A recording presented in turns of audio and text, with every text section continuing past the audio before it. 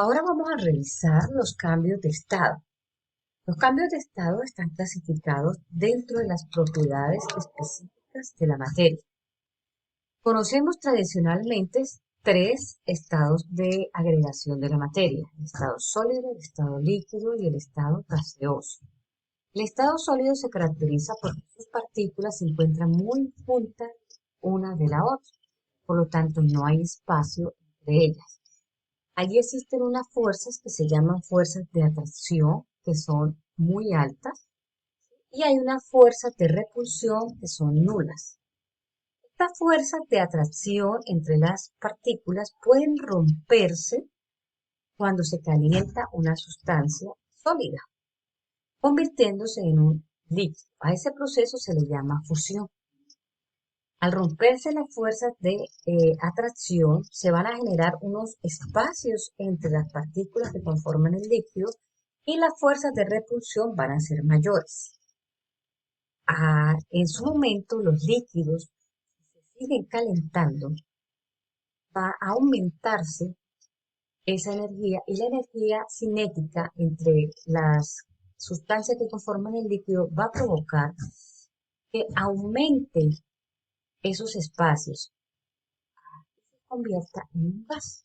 Este proceso de conversión se le llama vaporización. Ese gas, a su vez, si se sigue calentando, las partículas se van a cargar eléctricamente, se van a ionizar, así se le llama el proceso, y va a convertirse en un cuarto estado que se llama plasma. Si este plasma se le disminuye la temperatura, pues vamos a tener un proceso que se llama desionización, es decir, cargas se van a perder y van a conformar las características de un gas. Si a ese gas se le sigue disminuyendo la temperatura, partículas van a perder esa distancia y la fuerza de repulsión va a ser menor y por lo tanto la fuerza de atracción va nuevamente a ejercerse entre las partículas y va a conformar un líquido. Ahí se le llama proceso de convertirse un gas en un líquido. El proceso de que un líquido se convierta en un sólido se llama solidificación. Para eso es necesario continuar disminuyendo la temperatura. ¿Es posible que un sólido pase a gas sin tener que pasar por el líquido? Sí, eso se llama sublimación. Y al fenómeno contrario se le llama sublimación. A este de sólido a gas, sublimación progresiva, y de gas a sólido, de sublimación regresiva. El mejor ejemplo lo vemos nosotros. Ahorita mismo hay insecticidas o aromas en los lugares que se utilizan, que se colocan en las casas, se enchufan con pastillas, vienen en estado sólido al incrementar gas. Es el mejor ejemplo que encontramos en la cotidianidad. El estado de plasma es un estado poco conocido.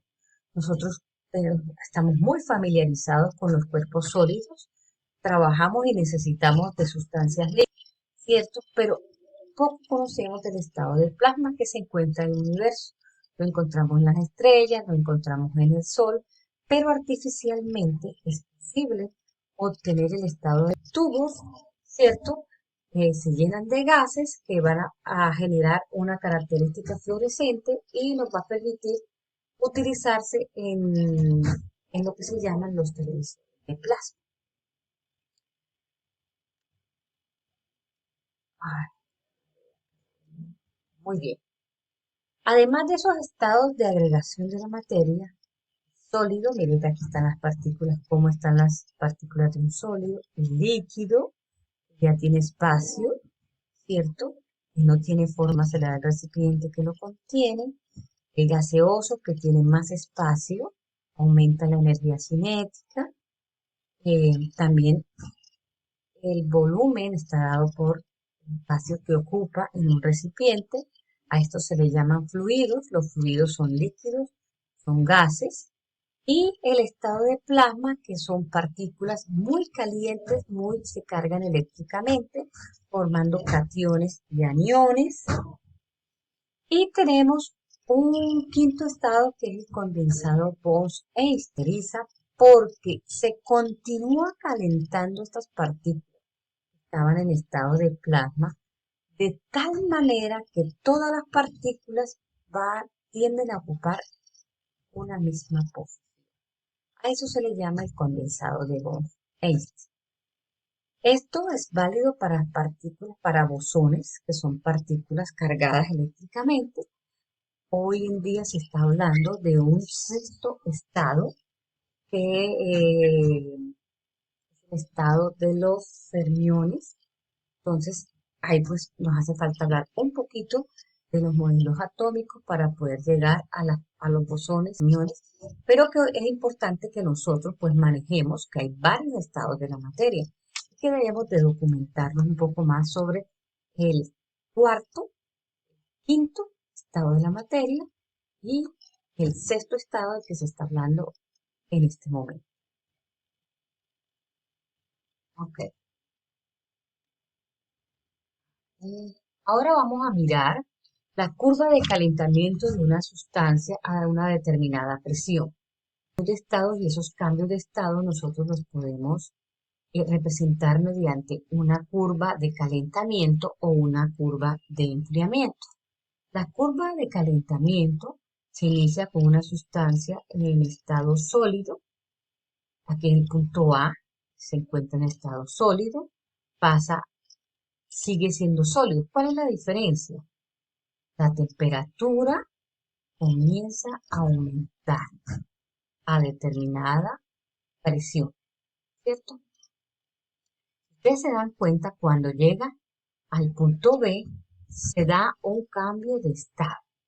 Mientras se está dando el cambio de estado, la temperatura se mantiene constante. ¿Cuál es la diferencia?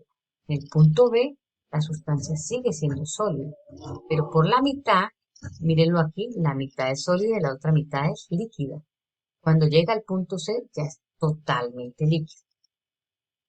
Ahí se sigue incrementando la temperatura hasta llegar al punto D. Cuando está en el punto D, ¿en qué estado se encuentra la sustancia? En líquido.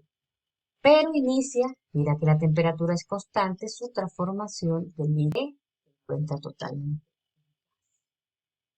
Ya nosotros sabemos que del punto E en adelante el gas se va a volver en estado.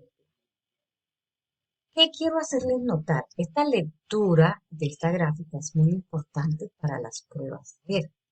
¿Por qué? Porque ahí acostumbran a darles este tipo de gráficas y ustedes deben de saberlo interpretar. Y les preguntan X o Y sustancia se encuentra en el punto D, ¿cierto? ¿En qué estado se encuentra? ¿Es un sólido, es un líquido, es un gas?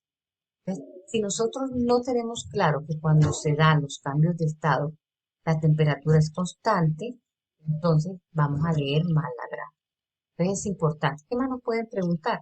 ¿Cuál es la temperatura a la cual se encuentra la sustancia en el punto D? ¿Cuál es la temperatura? ¿Cuál es la presión? ¿Sí? Entonces aquí tenemos temperatura y de este lado tenemos presión. Esta es una gráfica de enfriamiento, una curva de enfriamiento. La anterior comenzaba desde abajo, ¿sí? La progresiva, esta es contraria. Comienza desde arriba, vapor de agua, desciende la temperatura, mire, es constante, ¿sí? Luego, mire toda la temperatura como es líquida, y ahora aquí, constante, cuando ser sol. Entonces se lee la curva de enfriamiento de arriba hacia forma similar. Desciende la temperatura cuando se presenta el cambio de estado, es constante. Desciende cuando se presenta el cambio de estado, es constante. Este es un diagrama de fases del agua. Aquí podemos encontrar, leer la gráfica, el punto crítico del agua. El punto crítico del agua es aquel punto en donde coinciden los tres estados de la materia. Es esta temperatura la cual coincide en equilibrio los tres estados de la materia. También se nos colocan muchas pruebas de estado para preguntarle en esta fracción de la gráfica cómo se encuentra la sustancia. En esta fracción de la gráfica cómo se encuentra. ¿Qué otra pregunta le pueden hacer? Si la temperatura es 273, 373, o sea, van jugando, van corriendo ustedes. Eso lo aprendemos de la matemática, hacer una lectura precisa. ¿Cuál es la temperatura a la cual se encuentra el punto crítico? Entonces usted lleva la temperatura aquí y la presión por este lado y aquí está el punto crítico. Entonces, lectura de gráfico, que es muy importante aprenderlo.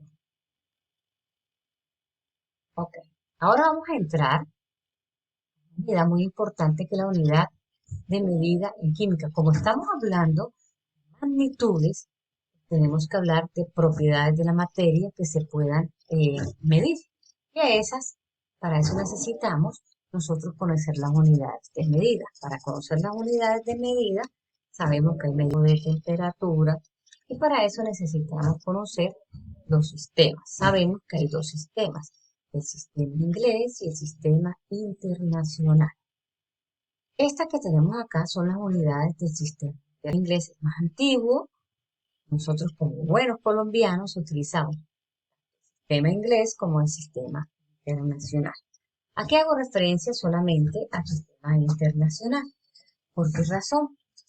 Tenemos las magnitudes, longitud, masa, tiempo, intensidad de corriente, temperatura, cantidad de sustancia, intensidad luminosa.